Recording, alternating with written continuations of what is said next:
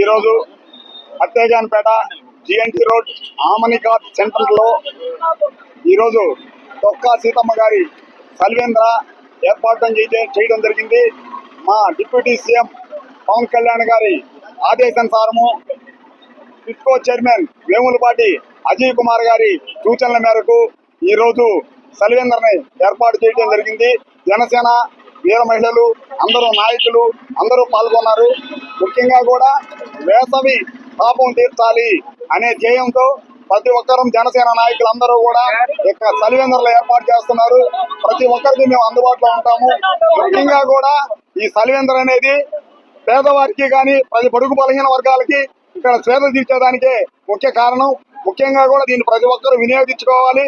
ముఖ్యంగా కూడా మా డిప్యూటీ సీఎం పవన్ కళ్యాణ్ గారు పేద ప్రజల బడుగు బలహీన వర్గాల ఆశాజ్యోతి.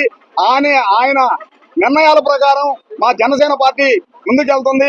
అలాంటి మహానాయకుడు మాకు దొరకడం మహాభాగ్యంగా అనుకుంటున్నాము. ముఖ్యంగా కూడా జనసేన పార్టీ పేదల పార్టీ, బడుగు బలహీన వర్గాల పార్టీ.